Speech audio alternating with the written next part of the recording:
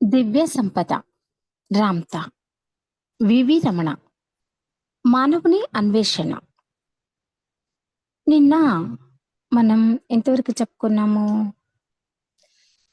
అంటే దైవత్వాన్ని గుర్తించేంత వరకు జీవితం అస్తవ్యస్తంగా అసంతృప్తికరంగా ఉంటుంది. అంటే వ్యర్థపు మాటలతో కాలయాపన చేస్తూ ఉంటాము. వ్యర్థపు మాటలంటే తెలుసు, పనికి అంటే దేనికి పనికి రానటువంటి మాటలతో టైమ్ పాస్ చేస్తూ మాట్లాడుతూ ఉంటారు కొంతమంది. దానినే మంచి పని మీద పెట్టొచ్చు కదా!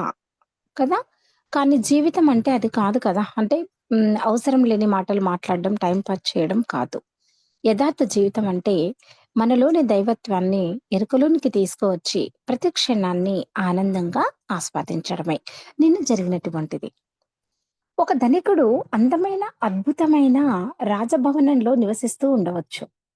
భవనంలోని గోడలకు వజ్ర వైడూర్యాలను అలంకరించి, నేల మీద పర్షియన్ తివాచీలను పరిచి, గోడల మీద ఇటలీ నుండి తెచ్చిన రంగులు వేయించి, గదులంతా అద్భుతమైన సువాసనను వెదజల్లించి ఎంతో అందంగా భవనాన్ని తీర్చిదిద్దుకోవచ్చు.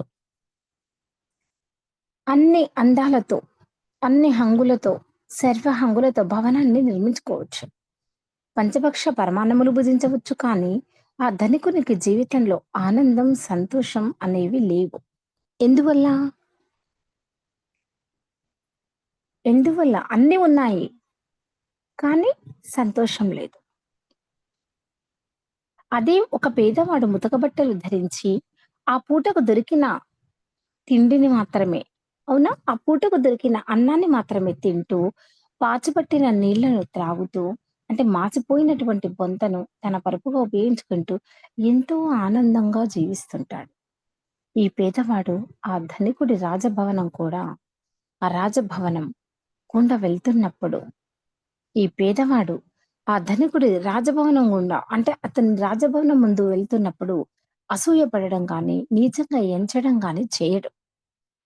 తనకేమి పట్టనట్లుగా ఉండగలడు. ఆ ధనికుడిని తనతో సమానంగా అతడు కూడా దైవ స్వరూపమేనని గుర్తిస్తాడు. ఈ పేదవాడు ధనికుడిని చూచి ఈర్ష్య, అసూయలతో ఎందుకు రగిలిపోలేదు? చెప్పండి. ఉంటది గదా! ఇప్పుడు మనకు ఎలా ఉంటుంది, కొంతమందికి పక్క వాళ్ళకేమైనా ఉందంటే, అబ్బో! ఈమెకు నగలున్నాయి గాబట్టి అన్నేసుకొనొచ్చింది అని అలా వెటకారంగా మాట్లాడుతూ ఉంటారు కదా! కానీ ఇక్కడ పేదవాడు ఆ రాజభవనం నుంచి వెళ్తూ ఉన్నా కూడా అతనిలో ఎలాంటి ఈర్ష్య, అసూయ, ద్వేషం అనేది లేకుండా ఉన్నాడు అనంటే చెప్పండి. అంటే అతను కూడా దైవంగా భావించాడు కాబట్టి.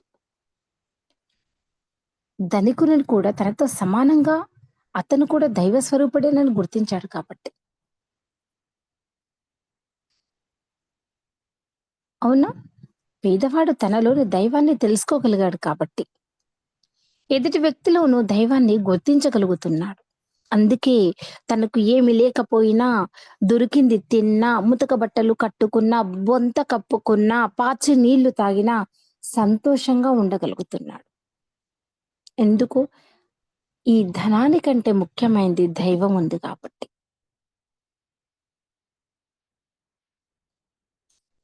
తన పేదరికం గురించి గాని, భౌతిక సంపదలేమి గురించి గాని అతను చింతించడు. ప్రస్తుతం ఈ వర్తమానంలో అతనికి కడుదుర్భర పరిస్థితులే ఉండని, వాటిని తాను ఎంచుకున్నవేనని అతనికి తెలుసు. ఎంత లేకపోయినా, ఎంత పేదవాడిగా ఉన్నా అవి నేనే కావాలని ఎంచుకున్నాను. అందుకే చూడండి, బాగా ఆధ్యాత్మికంగా అన్నీ తెలిసిన వారు, దైవానికి దగ్గరగా ఉన్నవారు అందరూ ఏం చేస్తారు? ఈ సిరి సంపదలకు అన్నిటికి దూరంగా ఉంటారు. సరైన బట్టలు, అవునా? అంటే ఇప్పుడు క్లీనినెస్ నీట్‌గా ఉండడము అలాంటిది, అంటే పైన పైన షోకులు చేసుకోవడం అలాంటిదేమీ ఉండదు వాళ్ళకి. దైవం పైననే ధ్యాస ఉంటుంది. కాబట్టి అవన్నీ పట్టించుకోరు. కాబట్టి ఇక్కడ ఈ పేదరికం గురించి గాని, భౌతిక సంపద లేమి గురించి గాని అతను చింతించలేదు ఆ పేదవాడు. ఎందుకు? దానిని తనే ఎంచుకున్నాడు గాబట్టి. చైతన్య పరిణామం తాలూకు పాఠాలు నేర్చుకోవడానికి తన జీవితాన్ని అలా డిజైన్ చేసుకోవడం జరిగిందని అతనికి తెలుసు. ఏ క్షణంలోనైనా జీవితాన్ని మలుపు త్రిప్పుకోవచ్చుననే సత్యం అతనికి తెలుసు. అవునా? ధర్మం వైపు, సత్యం వైపు నిలబడి జీవించినప్పుడు అది సంతృప్తికరమైన జీవితం అవుతుంది. అవునా? ధనము లేకపోయినా సత్యంగా, ధర్మంగా నిలబడి ఉంటే ప్రశాంతంగా నిద్రపోతాడు. ఏదైనా తప్పు చేస్తే, ఎవరికైనా తప్పుడు సమాచారం ఇస్తే పడుకున్నా నిద్ర పట్టదు. కాబట్టి ధర్మం వైపు, సత్యం వైపు నిలబడి జీవించినప్పుడు అది సంతృప్తికరమైన జీవితం అవుతుంది. నీలోని దైవాన్ని తెలుసుకున్నప్పుడే అది సాధ్యమవుతుంది. ప్రతి ఒక్కరిలో దేవుడుంటాడు. కానీ దాన్ని మనం సాధించుకోవాలి. బాహ్యంగా ఏది కలిగి ఉంటామనేది ముఖ్యం కాదు. మన అంటే అంతర్ప్రపంచంలో ఏది కలిగి ఉంటారన్నదే ముఖ్యం. అంతే గదా! ఇప్పుడు బయటికి చూడడానికి ఎలా ఉంటారు అనేది ముఖ్యం కాదు. మనసులో ఏమున్నది అనేది ఇప్పుడు కొంతమంది మనతో మాట్లాడుతూ ఉంటే వారి మనసులో ఇంకో ఆలోచన ఉంటూ ఉంటుంది.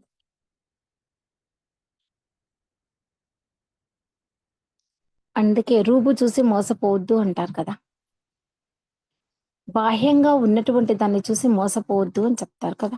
అందుకే బయటికి కనిపించేది అవునా? బయటికి ఏది కలిగి ఉంటున్నారా అన్నది ముఖ్యం కాదు.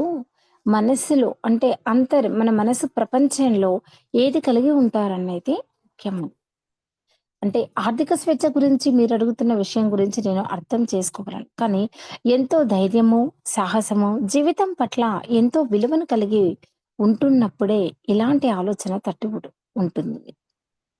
మీరు ఆర్థిక స్వేచ్ఛ కోరుకుంటున్నందుకు ఆధ్యాత్మిక వాదులమని చెప్పుకునే మూర్ఖులు మిమ్మల్ని నిందిస్తుంటారు. అవునా? మీరు ఆర్థిక స్వేచ్ఛను కోరుకుంటున్నారు. ఆధ్యాత్మిక ఆధ్యాత్మిక వాదులమని చెప్పుకునే మూర్ఖులు మిమ్మల్ని నిందిస్తుంటారు.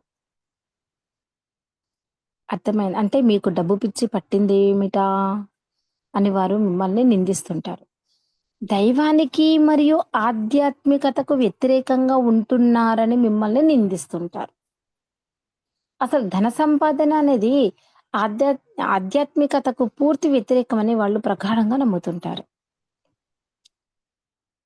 ధనం, బంగారం లాంటి వాటిని ఆశించడం దైవత్వానికి పూర్తిగా వ్యతిరేకమని. ఇది చాలా వివాదాస్పద విషయమని అవునా? అనాది కాలంగా విశ్వసిస్తూ రావడం జరుగుతోంది. ప్రాపంచిక జీవితం మరియు ఆధ్యాత్మిక జీవితం అనేది భూమి మీద మానవ జన్మ యొక్క వారసత్వపు హక్కు. ధనం వల్ల లోభం, దగ, మోసం అనేవి వృద్ధి చెందుతాయని మీరు విశ్వసించడం మీ అవివేకానికి పరాకాష్ట. అంటే డబ్బు ఎక్కువగా ఉండడం మూలంగానే లోభము, పిసినారితనము, దగ అంటే మోసము, ఎదుటివారిని దగా చేయడము, మోసం చేయడము, ఈర్ష్య, అసూయ, ద్వేషాలు ఇవన్నీ గూడా మనిషిలో వస్తాయి అని నమ్మడం అనేది వివేకం. అవివేకం అని అంటే ఈ సృష్టిలో ఈ భూమి మీద అన్నీ కూడా దైవ పదార్థమే. అంతా బ్రహ్మమయమే. అవునా? ఈ రాళ్ళు, గడ్డిపోచలు, చెట్లు, కొండలు, పర్వతాలు, సెలయేర్లు, నదులు, సముద్రాలు అన్నీ దైవ పదార్థాలని కలిగి ఉంటున్నాయి. మీ ఆలోచనలు కూడా మీలోని దైవత్వం నుండి వెలువడిన విద్యుదయస్కాంత తరంగాలే. మీరు ధన సంపాదనను కోరుకోవడం, సుఖవంతమైన జీవితాన్ని కోరుకోవడం, ఐశ్వర్యాన్ని కోరుకోవడం అన్నీ కూడా ఆధ్యాత్మిక జీవితంలోని అంశాలే. అవునా? దైవత్వాన్ని కోరుకోవడం, ఐశ్వన్ ఐశ్వర్యాన్ని కోరుకోవడం ఇవన్నీ కూడా ఆధ్యాత్మిక జీవితంలోని అంశాలే. తప్పేం కాదు కదా! ఏమని ధన సంపాదన అంటే నాకు ధనం కావాలి అని కోరుకోవడంలో తప్పులేదు. మంచి జీవితం కావాలి, నేను సుఖంగా ఉండాలి అని కోరుకోవడంలో తప్పులేదు. అవునా? మంచి ఐశ్వర్యవంతుడిని కావాలి అని కోరుకోవడంలో కూడా తప్పులేదు. ఇవన్నీ కూడా ఆధ్యాత్మిక జీవితంలోని అంశాలే. అంటే భూమి మీద అన్ని కర్మలు మీకు ఆధ్యాత్మిక పాఠాలు నేర్పడానికేనని మీరు తెలుసుకోవాలి.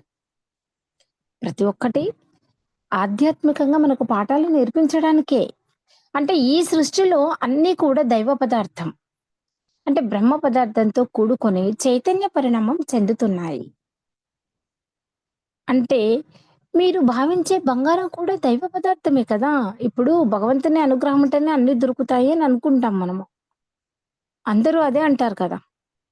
తినే ప్రతి గింజ మీద పేరు రాసి ఉంటుంది అని అంటారు. మరిప్పుడు బంగారం కూడా ఆ దైవ సంకల్పమే కదా! ఆ భగవంతుడిస్తేనే వస్తుంది కదా! నువ్వు కష్టపడుతున్నావు, డబ్బులొస్తున్నాయి. ఆ డబ్బులతోనే నువ్వేదైనా కొనుక్కోగలుగుతున్నావు. అందుకే బంగారం కూడా దైవ పదార్థమే. బంగారం దైవ పదార్థం కాజాలదని ఎలా నిర్ణయించగలరు? ఈ సృష్టిలో అన్నీ కూడా అవునా? దైవత్వానికి పర్యాయ రూపాలే.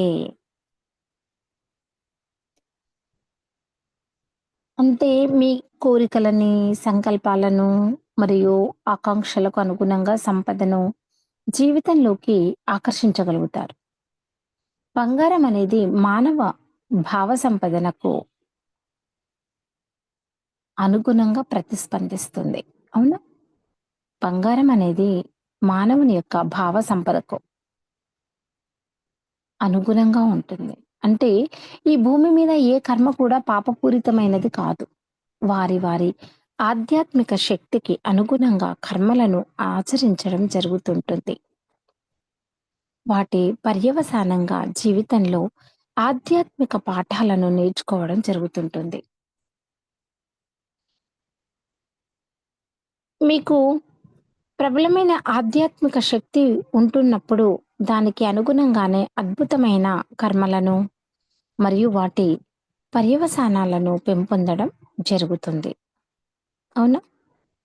అద్భుతమైన కర్మలను, వాటి పర్యవసానాలను పొందడం అనేది జరుగుతుంది. ఒక వ్యక్తి దొంగతనమును వృత్తిగా ఎంచుకున్నాడు. ఎందువల్ల? అతను కలిగి ఉన్న ఆధ్యాత్మిక శక్తి స్థాయిలో దానిని ఎంచుకోవడం జరుగుతుంది. అతని శక్తి స్థాయిలో ఆ వృత్తి ధర్మబద్ధంగా అతనికి తోస్తుంది. దాని ద్వారా అతడు ఆధ్యాత్మిక పాఠాలు నేర్చుకుంటూ ఆధ్యాత్మికంగా ముందడుగు వేస్తాడు. మానవుడు తక్షణమే ఆధ్యాత్మిక జ్ఞాన విస్తరణకు సాధన చేయవలసిన అవసరం ఉంది. మనిషి యొక్క ఎమోషన్స్‌తో బంగారం యొక్క ప్రకంపన స్థాయి మమేకమవుతుంది. ఇప్పటికైనా మేల్కొనండి. సంపద అనేది శక్తివంతమైన సాధనం. మానవ జాతిని పరిపాలించింది సంపద సృష్టించిన శక్తి వల్లనే అదంతా చేయగలిగారు. మనిషి సంపదను తీవ్రంగా ఆకాంక్షిస్తున్నాడు. ఎంచేత అంటే ఆ సంపద అతన్ని శక్తివంతునిగా తయారు చేస్తున్నది. మీ భూమి మీద ఉన్న చర్చలన్నీ ఎంతో సంపదని కలిగి ఉంటున్నాయి. హ్మ్. భూమి మీద ఉన్న చర్చీలన్నీ ఎంతో సంపదని కలిగి ఉంటున్నాయి. ఎంతో శక్తివంతంగా తయారవుతున్నాయి. ఆ సంపద ఇచ్చిన శక్తి వల్లనే ఈ చర్చీలు, ఈ సంపన్నులు మిగతా మానవ జాతిని బానిసలుగా మార్చేశారు. మేల్కోండి. సంపద అనేది ప్రతి మానవుడికి సంబంధించినది. సంపద అనేది సార్వజనీనమైనది. అది ఏ ఒక్కరి సొత్తు కాదు. అది అందరికీ సంబంధించినది. ఆధ్యాత్మిక మరియు సంపద మానవులందరికీ సంబంధించినది. మతాలన్నీ సంపద కోసమే ప్రాకులాడాయి. అందుకోసమే యుద్ధాలు చేశారు. అవునా? మతాలన్నీ సంపద కోసమే, అందుకోసమే యుద్ధాలు చేశాయి. ఇప్పుడు అదే పని చేస్తున్నాయి. ఇందులో ఏ మతానికి సంబంధించిన దేవుడు గెలుస్తాడు? ఒక్కొక్క మతానికి ఒక్కొక్క దేవుడు ఉంటాడా? ఇంత అవివేకాన్ని బోధిస్తున్నాయి ఈ మతాలు. ఆధ్యాత్మిక భౌతిక సంపద. అవునా? స్పిరిచువాలిటీ మరియు ఫిజికల్ హెల్త్. స్పిరిచువాలిటీ మరియు ఫిజికల్ వెల్త్ అనేది ప్రతి మానవుడి జన్మ హక్కు. దుర్భర జీవితాన్ని సాగించాల్సిన అగత్యం ఏ మనిషికి లేదు. మతాలు చేసిన యుద్ధాలతో సంపద కోసం పెనుగులాడాయి. సంపద కోసం రక్తపాతాన్ని సృష్టించాయి. సంపద కోసం మనుషులను దైవాలుగా గుర్తించక కసాయి జంతువులను చంపినట్లు నరికేశారు. ఎందుకోసం? ఈ రక్తపు టేరుల నుండి, మానవ చైతన్యపు విషాదము నుండి మతాలు స్థాపించబడినాయి.